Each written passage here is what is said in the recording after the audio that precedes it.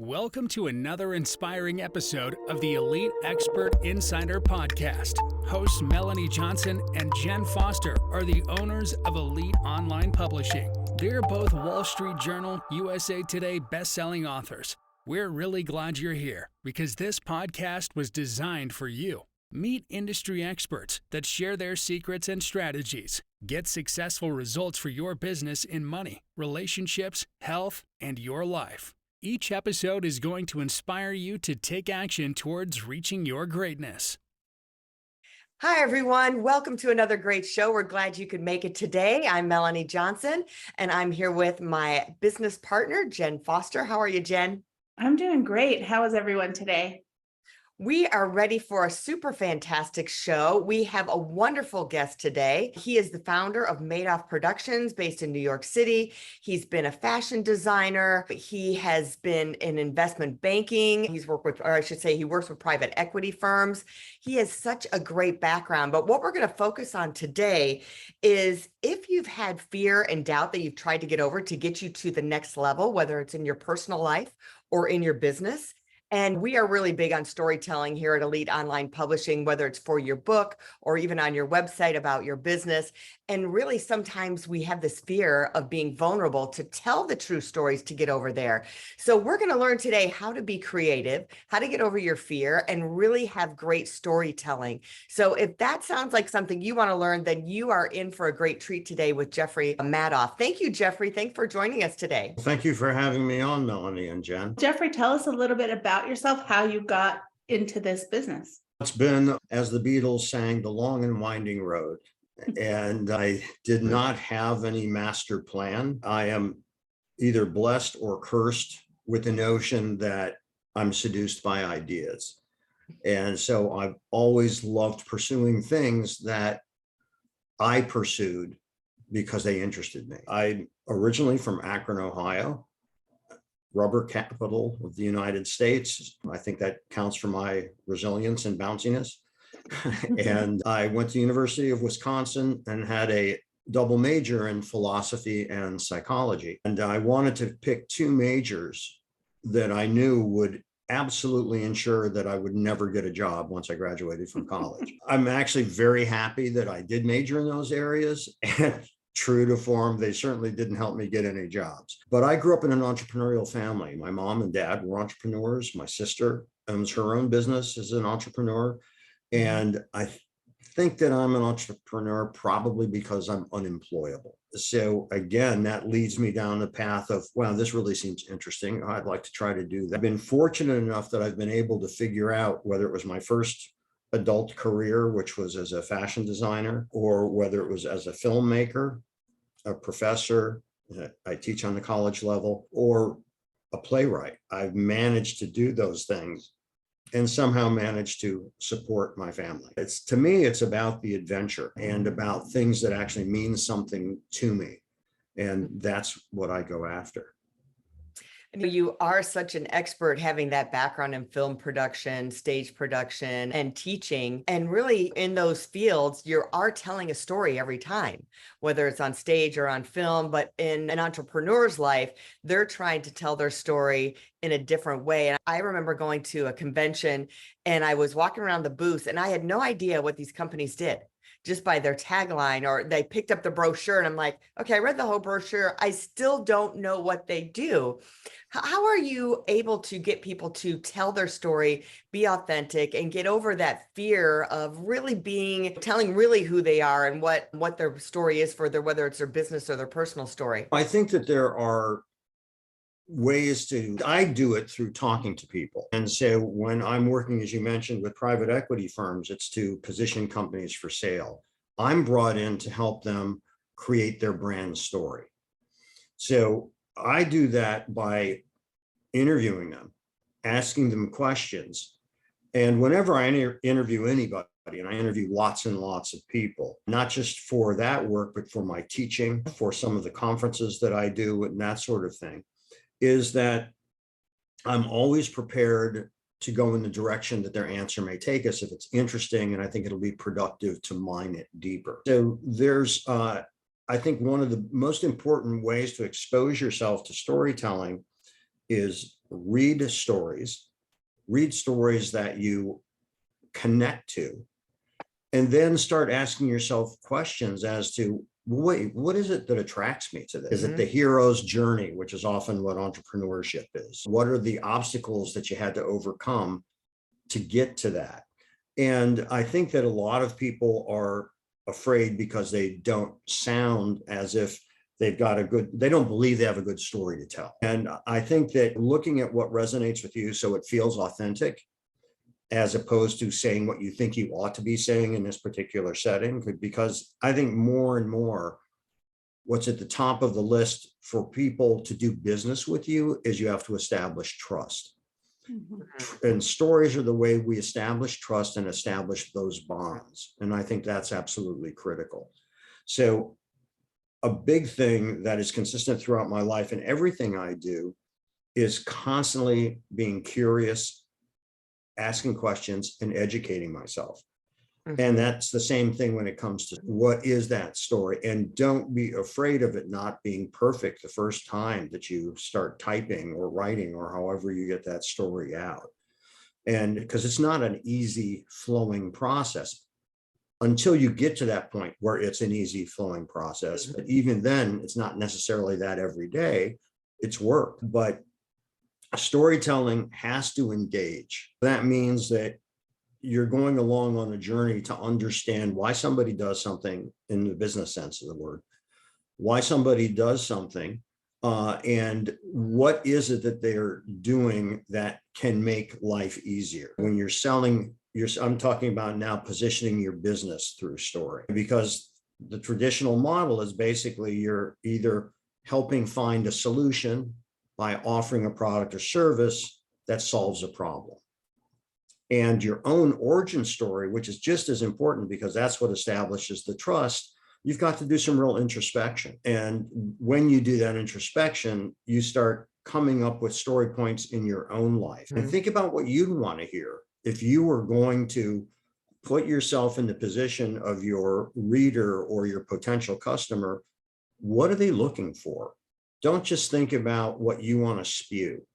Yeah. Think about what do they want to hear? What's important to them? I think for me, when I tell my story, I'm always nervous or scared. Fear comes into play that maybe my story isn't like that good, or I don't have the really bad rags to riches story, or I don't have is it good enough that people are going to be engaged? So it's that vulnerability to tell all of the story, and then the vulnerability of knowing, is it engaging? Are people going to like that? Are they going to relate to that? I think the fear when I think about that, telling my journey or telling my story. Jenn, I think you hit on a really important point. And I also think that this is more characteristic of women in business than men. Men tend to overestimate their capabilities, and they don't have that same issue that many women do, mainly because they're dumb or oblivious or something, because we all have those issues. But men don't usually think about the am I good enough? And that's a challenge. I've spoken to so many women's groups, so many women's entrepreneurial groups, and have had so many women as students where I teach at Parsons School of Design.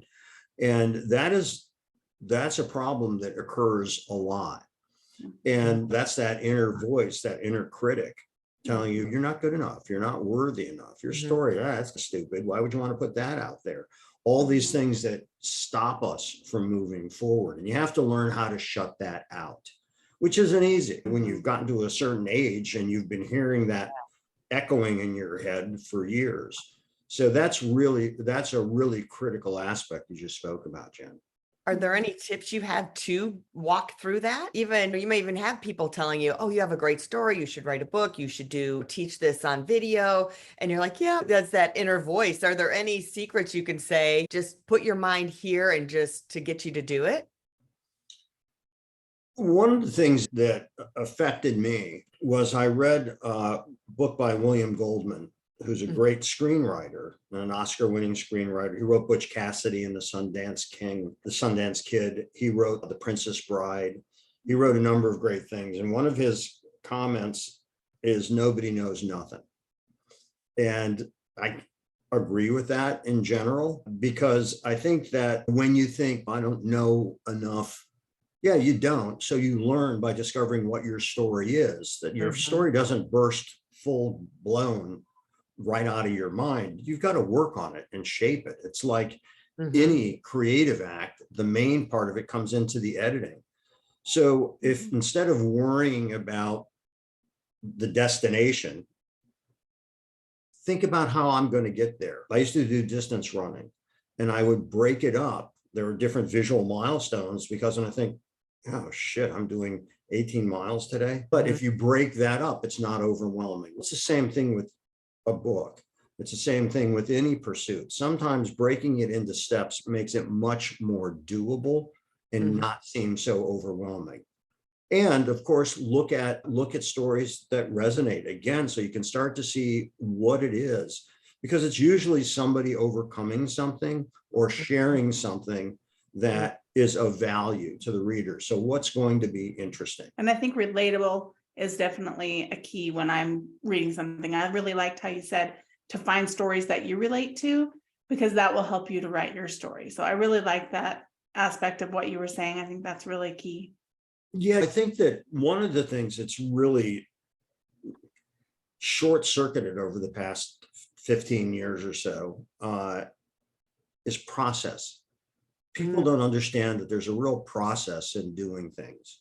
And you have to discover your process, how you best work, when you best work. Some people may do their best work from 10 in the evening to 3 in the morning. People are great at getting up at 5 a.m. exercising, then writing. You have to find what works for you. There is no one size fits all in all of these things.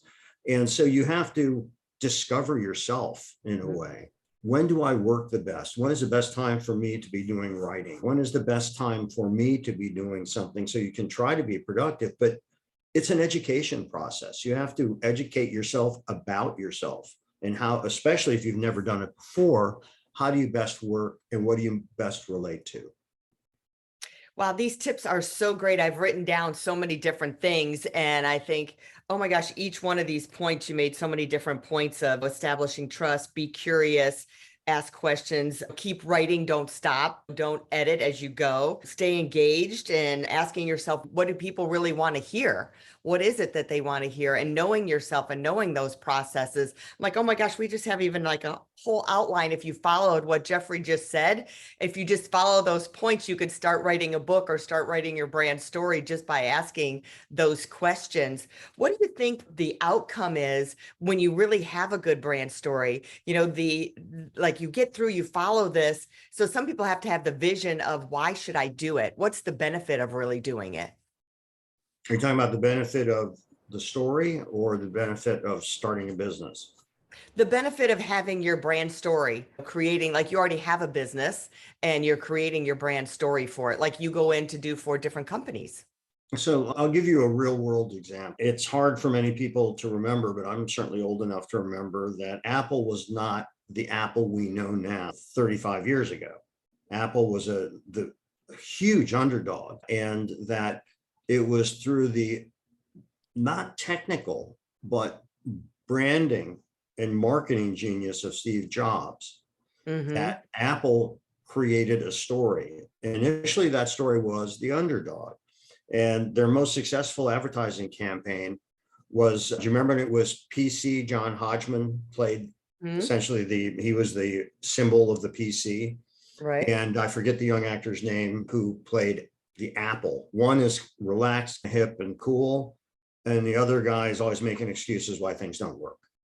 Okay. And so they created a story around Apple, and Apple created an ecosystem that was brilliant business. So they created their own ecosystem, their own narrative as to who they were. And that what's essential when you're creating a brand, in a brand through story, is that you're establishing an emotional connection with your consumer. Apple was masterful at doing that. And what was so interesting about that, and here's the proof of it all.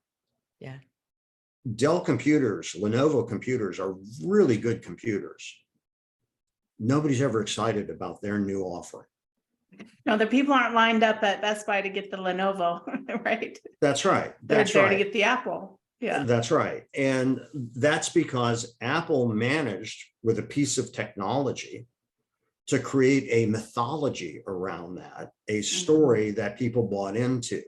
And then Apple, it's almost cult-like. Everybody anticipates their new product. What's that going to be? What's the new smartphone going to be? And so they did that through story and through creating a world. And their most successful campaign, the one I mentioned, which was PC versus Apple, was shot against just a plain white background. Yeah. Before either the characters opened their mouth, you know who was representing Apple and who was representing PCs. So it's also really interesting. This is what I mean by educating yourself. Look at what works. And instead of saying, oh, that's cool, think, why did you think that's cool? Why did you think that works? Why did that engage your attention? And that will start informing you about what you're doing. So it's always building that foundation of knowledge and looking at things to discover, wait a minute, why did I find that to be so arresting? Why was that so good? And I think one other quick real world example, which I think is just brilliant, is Nike's slogan. You know what it is, right? Yep, just do it. There you go. That's like being in church, responsive reading. And the just do it, although Apple a few times tried to go off that slogan just because I guess they thought they should try something new and a refresh, they've always returned to it. Because to me, that's one of the most brilliant slogans ever, because it doesn't just relate if you're going to buy some running shoes or apparel. It's a message about life. Get off your ass, just do it. And I think that's a valuable lesson to learn, whether you want to write a book, whether you're starting a business, or it is deciding to start an exercise program. Just do it. Start the motion, start the forward motion. So Nike created a narrative that was absolutely brilliant, which is why they are the largest by far. They're more than twice the size of Under Armour, who's number 2 in that world. And they did that also through story.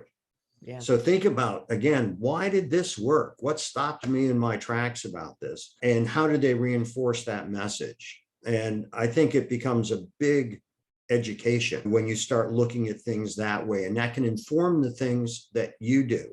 Because I believe the more knowledge points you have, the more little dots that are in the brain. And as those ideas pinball around up there, they create those constellations and meanings and associations that if you didn't educate yourself, you'll never form.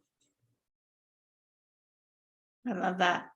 And I think it's really good to do that deep dive and that dissection. Jeffrey, tell people where they can go to learn more about you. And I believe you also have a book, right, on Amazon. What's your book's title? I do. And complete with visual aids. That's my book. It's called Creative Careers, Making a Living with Your Ideas. And it's the perfect book for anyone you've ever met or will meet. And that's a story. I'm trying to create a story here, Melanie, as I'm talking. I love that. And it talks about storytelling, about creating a brand, about overcoming fear and doubt, about how to approach situations that you may perceive as obstacles, how to get around those. And you can find me on LinkedIn, be Jeffrey Madoff, where I post really cool things from my guests. I have amazing guests in my class. And so it'll be comments about all kinds of things, from creating a brand and storytelling to how do you deal with risk, all those things. So you can follow me on LinkedIn. Also, you can follow me at A Creative Career on Instagram. And there too, you'll see the quotes from my class and so on. And you can go to my website, which is madoffproductions.com. Great. We'll put that link up at the bottom of the show notes so people can go and check you out and follow you. Great. Thank you. Thanks for coming, Jeffrey, and thank everybody for being here and listening to our podcast today. Remember to like it and share it with other people who will be inspired, informed, and motivated by this. And if you are looking to write a book, remember to hit the submission button, go to eliteonlinepublishing.com, fill out that form. All of our authors that we accept, we guarantee will be #1 bestsellers. We hope that you're one of those, so you can work with us. We'll see you soon. Talk to you next week. Bye-bye. Bye. Hey, are you looking to increase your revenue, build credibility, and elevate your brand? This podcast is brought to you by Elite Online Publishing, an innovative publishing and full spectrum marketing company. They will publish and market your book to make it a #1 bestseller. Becoming an author is the best way to market your business. So contact them at eliteonlinepublishing.com today. All of their authors become #1 bestsellers.